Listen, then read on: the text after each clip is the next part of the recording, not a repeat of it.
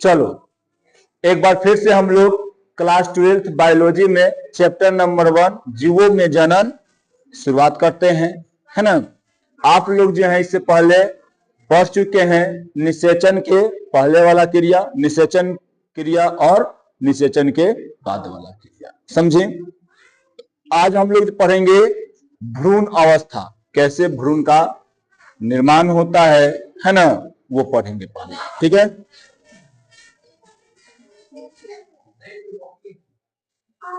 चलिए पहले क्या है जी, यहां पर देखिए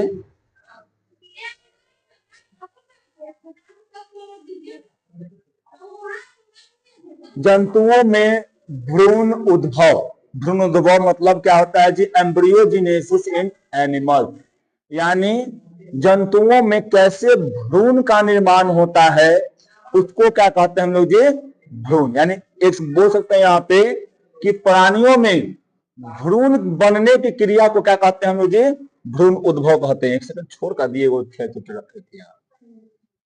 हमको लगता है कि वो छोड़ दिए पोहे में, ठीक, हम छोड़ दिए गए थे, छोड़ दिए, ठीक है। हाँ चलो यहाँ बता देते हैं पहले, देखो भ्रूण क्या है जी, यहाँ पर भ्रूण उद्भव ना, भ्रूण उद्भव, भ्रूण उद्भव, भ्रूण उद्भव क्या होता है बताओ पहले। भ्रूण उद्भव देखो, जब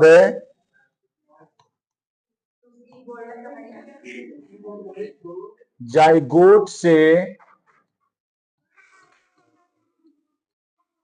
चाहे ऐसे बोलेंगे, सुनो पहले इधर, जाइगोट से भ्रूण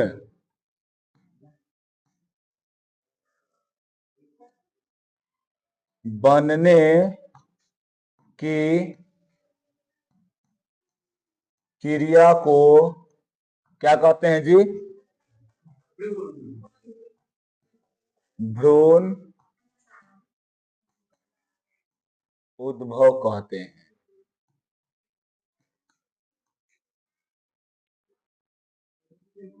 ठीक, समझे ना।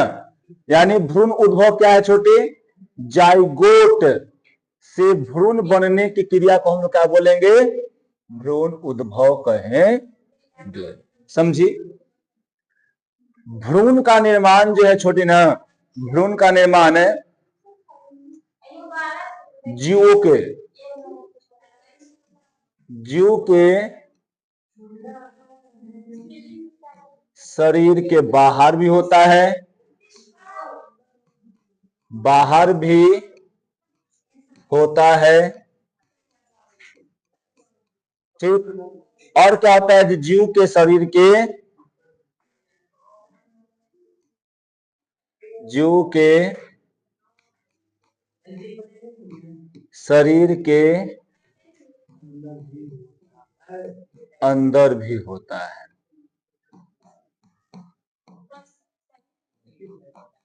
ठीक है। यानी भ्रूण का निर्माण कहां होता है जी, शरीर के अंदर भी और शरीर के बाहर भी होता है, समझे ना। अब चलते हैं यहां पे, तो याद रखना क्या होता है, भ्रूण बाहरी भी जन्म, बाहरी भी उत्पन्न होता है और अंदर भी होता है, ठीक है। भ्रूण उद्भव के आधार पर जीवों कितने भागों में बांटते हैं हम लोग जी, 2 भागों में बांटते हैं। क्या बोलते हैं इसको जी, एगो अंड प्रजनक बोलते हैं, आयु क्या बोलते हैं हम लोग, सजीव प्रजनक। मतलब क्या, अंड प्रजनक मतलब ओविपेरस, जो अंडा देता है, जो क्या करता है जी, जो अंडा पहले देता रहे, जो जीव अंडा को देता है ना, अंडा देता है, अंडा देता है, जो जीव अंडा देता है उसे हम लोग क्या कहते हैं छोटे, अंड प्रजनक बोलो चाहे ओविपेरस बोलो, ठीक है। और जो जीव क्या करता है जी, सीधा बच्चे को ही जन्म देता है, बच्चे को ही जन्म देता है, ठीक, उसे हम लोग क्या कहते हैं छोटे, सजीव प्रजनक कहते हैं, यानी भीभी पैरस कहते हैं। समझ में आया? बोलो, कोई दिक्कत नहीं ना? ठीक, ये याद रखना कि यहाँ पे भीभी पैरस, ओवी पैरस किसे कहते हैं, भीभी पैरस किसे कहते हैं, समझ में ही आना चाहिए। ठीक है,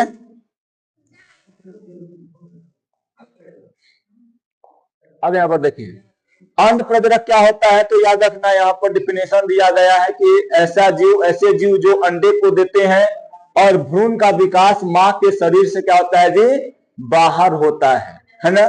पहले देखो, पहले अंडवा आता है बाहरी, मुर्गी हुआ चाहे कोई पक्षी हुआ, तो क्या कर दे जी, यहाँ अंडा को बाहर दे दिया, बाहर को दे दिया। अब एक अंडे में भ्रूण का विकास होना शुरू हो जाएगा। जैसे ही उस पर बैठेगा ना, वो कहीं गर्म होगा और उसके साथ क्या होगा, वो भ्रूण का विकास शुरू हो जाएगा।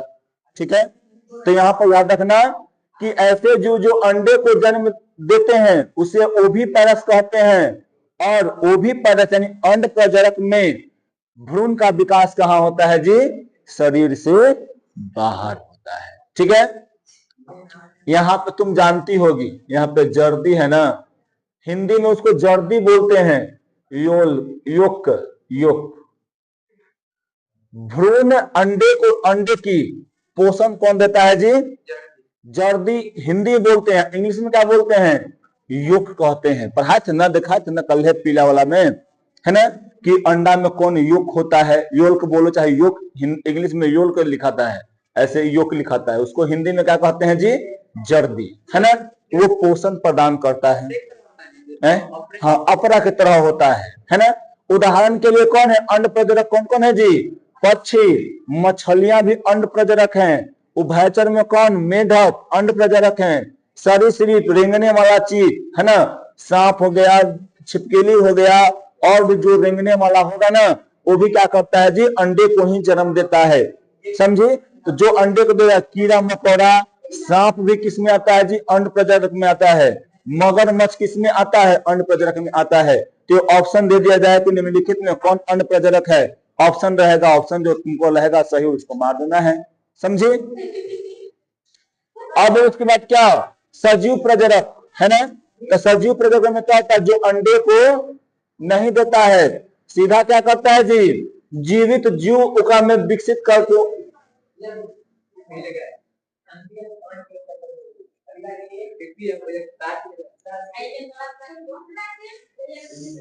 तेरी कुछ कर दिया।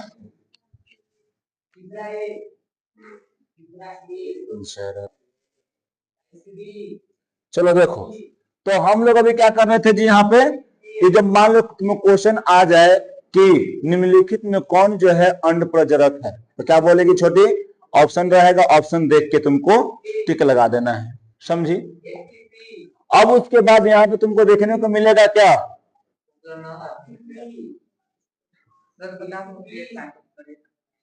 फिर को उड़ा दिए हम ना देख के फिर को उड़ा दिए, कहे ना उड़ा दिए एगो हम। सजीव प्रजनक, ठीक है, को हम बता दे रहे हैं इसी, है ना। देखो पीडीएफ में चल जाएगा, हम बता देंगे। फिर एगो उड़ गया, कौन है जी, सजीव प्रजनक, सजीव प्रजनक, प्रजनक था ना, प्रजक था, है ना, प्रजक।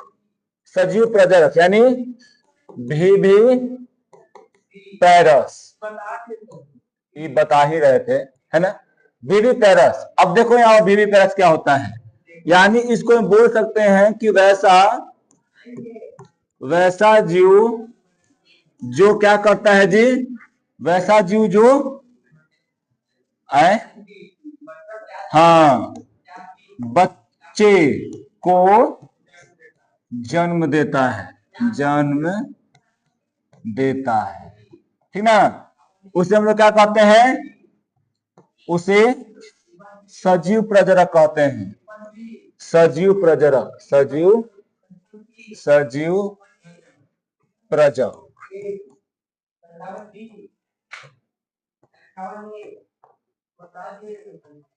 समझ में आया? यानी ये अंडे को ये क्या करेगा जी, ये अंडा को नहीं देगा, अंडे को नहीं देता है। यानी कहने का मतलब हुआ ना कि इसमें यानी सजीव प्रजनक में भ्रूण का विकास होगा, भ्रूण का जो विकास होगा वो विकास कहां होगा जी, शरीर के, भ्रूण का विकास शरीर के अंदर होता है, समझे, है ना, अंदर होता है। और इस भ्रूण को पोषण कहां से मिलता है बताओ, पोषण कहां से मिलता है छोटे, एक होता है अपरा, अपरा, अपरा, है ना, पोषण कहां से मिलता है, अपरा से।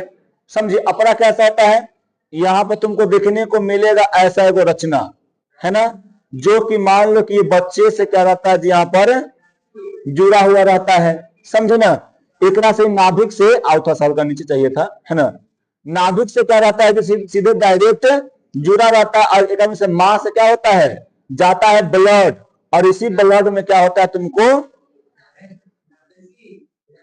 ग्लूकोज होता है ना, और क्या होता है जी, ऑक्सीजन होता है, विटामिन मिनरल सब यहाँ पर मौजूद रहता है, समझे। तो ये होता है अपरा के द्वारा इसमें जाता है, यही क्या होता है जी, सजीव प्रजनक होता है, ठीक है। अब दोनों में अंतर देखना है, सजीव प्रजनक और क्या है जी, यहाँ पे अंड प्रजनक, दोनों पढ़ लिए हैं हम, दोनों में यहाँ पे अंतर देख ले रहे हैं, क्या अंतर एक में है। ये क्या करता है, अंडे को जन्म देता है, ठीक, और बाहर ही क्या करता है, भ्रूण का विकास होता है, ठीक। इसमें भ्रूण का विकास अंदर ही होता है शरीर के, और क्या करता है जी, डायरेक्ट बच्चे को जन्म देता है। माँ के बता देती है कि माँ के शरीर के अंदर में क्या होता है जी, माँ के शरीर के बाहर अंडे के अंदर में क्या होता है, जगह में भ्रूण का निर्माण होता है, एकरा में गर्भ में होता है ना, गर्भ में ही होता है, ठीक है, बच्चे का निर्माण या बोल सकते हैं कि भ्रूण का विकास होता है। अंडे के अंदर मौजूदी जर्द यानी योल्क, है ना, से मिलती है इसको पोषण, है ना, पोषण मिलती है, यहाँ पर लिखना चाहिए था पूरा अच्छा से, पोषण, है ना। और यहाँ पे प्लेसेंटा यानी अपरा के माध्यम से क्या मिलता है जी, पोषण मिलता है, अपरा के माध्यम से पोषण मिलता है, अपरा के माध्यम से पोषण मिलता है, ठीक है।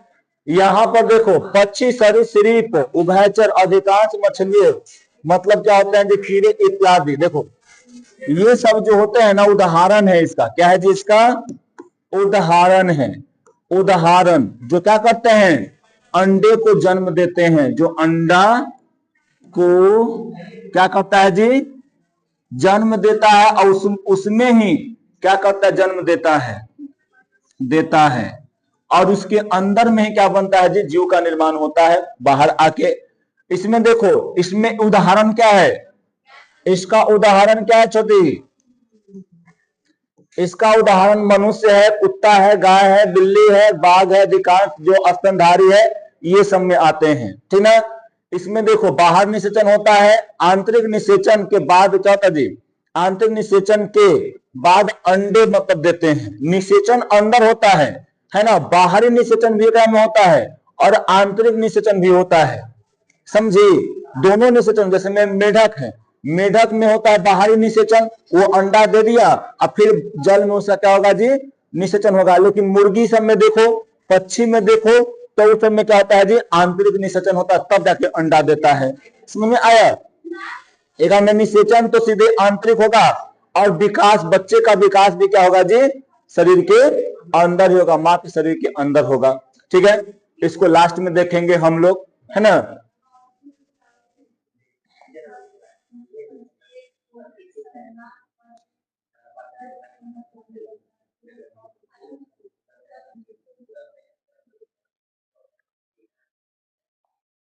देखो भ्रूण का विकास ऐसे होता है ना। पहले ही पहला दिन पे क्या हुआ जी, तुम पहला दिन देखो यहाँ पे, तो पहला दिन क्या हुआ यहाँ पे, निषेचन हुआ है ना। दूसरा दिन इसमें बढ़ के देखो क्लेवा में आ गया है, फिर ऐसे करते करते यहाँ पर देखो है ना, फिर ऐसे करके जोनाथी में आया है, फिर यहाँ पे ब्लास्टुला बना, ब्लास्टुला बन के फिर से यहाँ पे क्या हुआ जी, यहाँ पे वो एम्ब्रियो का निर्माण हुआ, यानी भ्रूण का यहाँ पर निर्माण हो गया, समझे ना। तो ऐसे करके प्रक्रिया हमेशा चलते रहता है, समझे ना। और 23 दिन पे लगभग 1 महीना के अंदर में, 1 महीना बोलो या 1 महीना के बाद बोलो, यानी लगभग वही होता है 4 सप्ताह या 5-6 सप्ताह तक क्या होता है क्या जी, भ्रूण का निर्माण हो जाता है।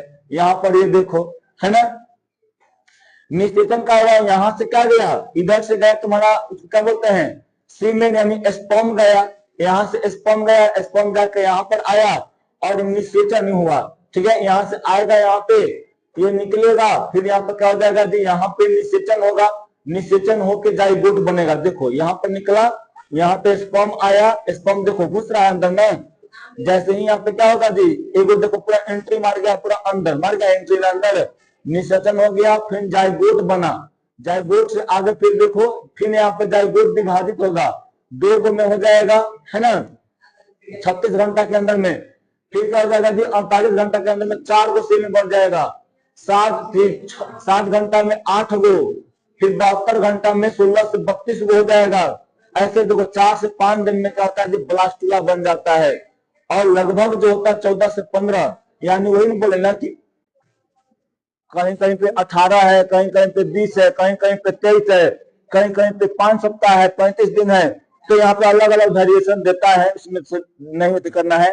और लास्ट में क्या होता है जी, यहाँ पे भ्रूण का निर्माण हो जाता है, यहाँ पे क्या होता है छोटे, भ्रूण का निर्माण हो जाता है, समझिए।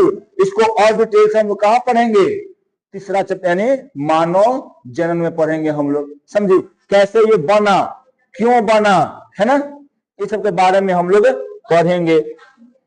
ठीक, देखो यहाँ पे फर्टिलाइजेशन हुआ, 2 सेल से बना, फिर यहाँ पे करते करते क्या हुआ जी, यहाँ पर देखो 14 सेल, यानी देखो यहाँ पर क्या हो गया, यहाँ पे ब्लास्टुला, ये एम्ब्रियो वाला फेज है, 4 वीक, 4 वीक कहने का मतलब क्या कि 1 सप्ताह, सॉरी 1 महीना है ना, या बोले 5 वीक, कोई कोई 5 वीक भी दिल रहता है, तो कितना हो जाएगा जी, बोला 5 वीक वाला कितना हो जाएगा, 35 दिन, 35 ना 37 दिन हो जाएगा, 35-37 दिन, हाँ 35 दिन होता है ना।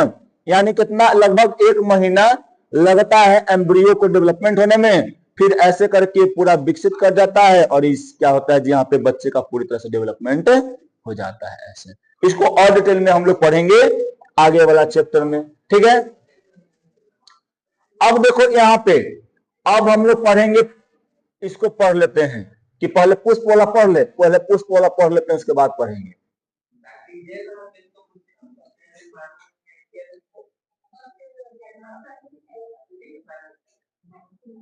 पुष्पीय पादपों में भ्रूण उद्भव है ना, एम्ब्रियोजेनेसिस, पहले बताओ भ्रूण के विकास को हम क्या कहते हैं जी, भ्रूण उद्भव कहते हैं, ठीक है। देखो पुष्पीय पादपों में भ्रूण उद्भव निषेचन के क्या होता है जी, पहला बात, निषेचन के पहले तो भ्रूण उद्भव का मतलब न कोई है ना, बिना निषेचन के तो भ्रूण का उद्भव होगा ही नहीं, है ना।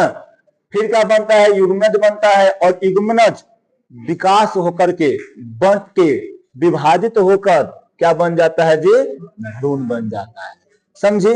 कोई दिक्कत यहाँ पर नहीं, सब बार बार प्रक्रिया बहुत बार तुमको हम लोग को बता दिए हैं, है ना।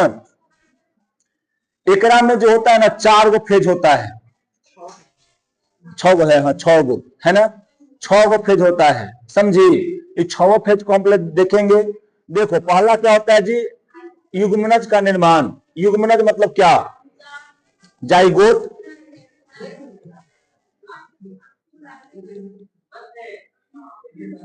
जाइगोट बनता है ना।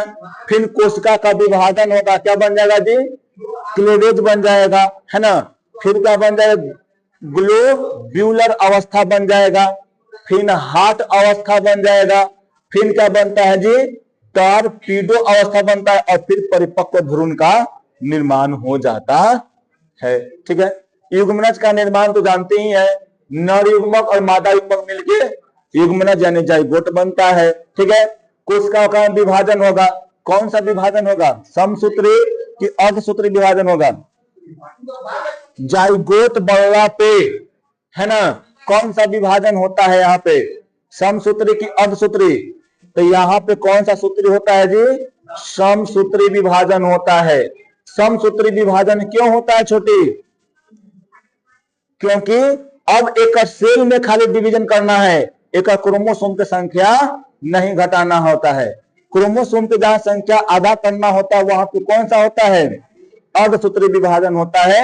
ये वाला आप याद रखिएगा, समझे ना। युग्मनज का यहाँ पर निर्माण होगा, समसूत्री विभाजन यहाँ पर हो जाएगा।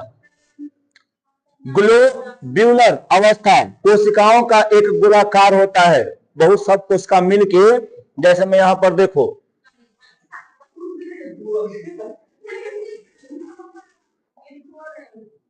हाँ यहाँ पर देखो कौन सा अवस्था दादी बोलते हैं, ग्लोब्यूलर ना, यहाँ पर देखो ये जो मुरल है ना, यहाँ पर क्या हो जाता है, सब जितना होता है सब अब इकट्ठा होकर गोल होना शुरू कर देता है।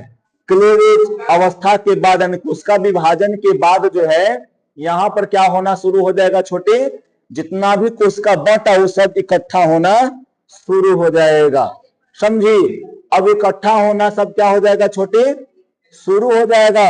आज इकट्ठा हो के फिर क्या होगा, वहां भ्रूण का निर्माण करना शुरू कर देगा।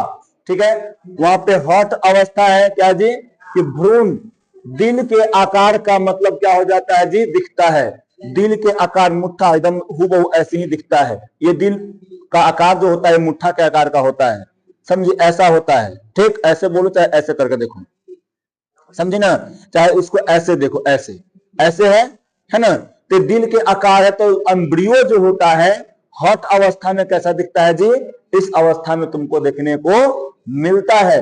वहां पे जड़ प्ररोय और क्या करता है जी, ये अवस्था जो होता है जब गर्भाशय के दीवार में चिपक जाता है। ठीक है, फिर क्या होता है, यहाँ पे टॉरपीडो होता है, भ्रूण लंबा होकर क्या होता है जी, टॉरपीडो जैसा मतलब दिखाई देने लगता है।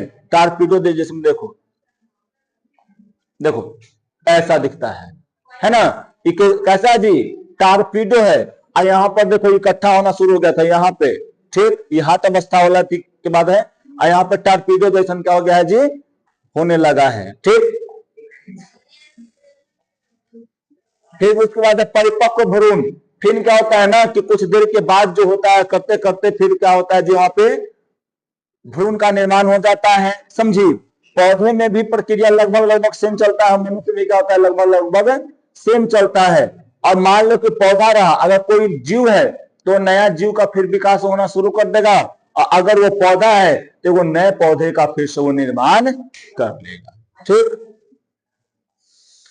अब देखो निषेचन के पश्चात पुष्प के बादल, जैसे निषेचन हुआ है ना, निषेचन सब हो गया, ठीक है, भ्रूण का निर्माण होना शुरू हो जाएगा। तो क्या होगा जी, जितना भी बाह्यदल होगा, जैसे पंखुड़ी होता है पुष्प के, है ना, फिर उनका में नीचे पतवा सब रहता है, सब झड़ जाता है, सब झड़ उड़ के सब खत्म हो जाता है, ठीक ना। और का में क्या होता है, जोकड़ा में फल ही सिर्फ बचता है। ठीक है, अंडाशय विकसित होकर क्या बन जाता है जी, फल बन जाता है। अगले चैप्टर में पढ़ेंगे सोमवार से, है ना, कि अंडाशय विकसित होकर किसमें बनता है, फल बनता है, अब बाकी सब झड़ जाता है। फिर ओकरा में होता है, अंडाशय में होता है ओविल, ओविल जो होता है ना किसमें होता है जी, बीज का निर्माण कर देता है। ओविल किसका निर्माण करता है, बीज का निर्माण कर देता है, सब याद रखना, ठीक ना। और इसी के साथ जो होता है ना, जैसे ही उसको परिस्थितियां सम्मान मिलती है, उसको रोपते हैं, अपना वो जमते रहता है। ठीक है, इसी के साथ तुम्हारा क्या हुआ जी, अभी खत्म नहीं हुआ है ना, ये चैप्टर समझो कि खत्म। अब एगो तुमको खाली क्या है, एक्स्ट्रा पॉइंट में कौन है, इसका अंतर, युग्मनज और भ्रूण में अंतर है ना। तो याद रखना, युग्मनज क्या होता है जी, एकरा में अगुणित युग्मक मिलकर इसका निर्माण करता है। यह अगुणित युग्मकों के निर्माण की प्रक्रिया है ना जी। अगुणित की द्विगुणित न होगा जी, या चाहे ऐसे लिखा है यहाँ पे, ये वाला इसको छोड़ दो, है ना, इसको हटा दो ऐसे। देखो यहाँ ये बोल सकते हैं ना कि युग यह है, यह है क्या करता है, अगुणित युग्मक से, अगुणित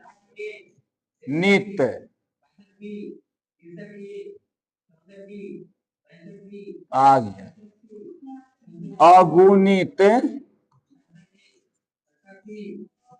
युग्मक से, अगुणित युग्मक से बनता है। ठीक है, यानी क्या होता है जी, दो गो अगुणित यानी एगो एन और एगो एन मिलके जब बनता है 2n बन जाता है। ठीक है, और ये क्या होता है, छोटी बन जाता है। और एकरा में क्या होता है, एक कोशिकीय द्विगुणित युग्मनज मिलकर क्या होता है छोटी ना, कि ये भ्रूण का निर्माण होता है, बहुकोशिकीय भ्रूण होता है। युग्मक निर्माण द्विगुणित जीवों में क्या होता है जी, अर्धसूत्री विभाजन होता है, फिर उसके बाद वो सब मिलता है और तब जाकर क्या होता है जी, यहाँ पर ये युग्मक बनता है। ठीक है, अब भ्रूण उद्भव में केवल क्या होता है जी, समसूत्री विभाजन होता है। ठीक ना, यानी देखो सॉरी हम उल्टा न कर दिए, सही में हम ही जा रहे थे उल्टा, है ना, नहीं समझा, हम बता दिए युग्मनज बता दिए, यहाँ पे है युग्मक का जन है, हम सही तो लिखे हुए थे, अभी हमको ध्यान यहाँ पे आया, दम ब्लेंडर करवा दिया, यहाँ से काटना ही पड़ेगा, यहाँ पे काटना पड़ेगा। देखो फिर से चलते हैं थोड़ा सही में, यहाँ पे देखी नहीं तो सब देखना, अगर इन्होंने बोला है तो बोलना। देखो युग्मक जनन है ना जी, युग्मक जनन है, युग्मनज नहीं ना है, युग्मक है, गैमेट है, इस मतलब एक से बोल रहे सीमेन का जनन है। तो यहाँ पर देखो यह जो होता है अगुणित होगा, है ना, और युग्मक का यहाँ पर निर्माण होता है, समझे।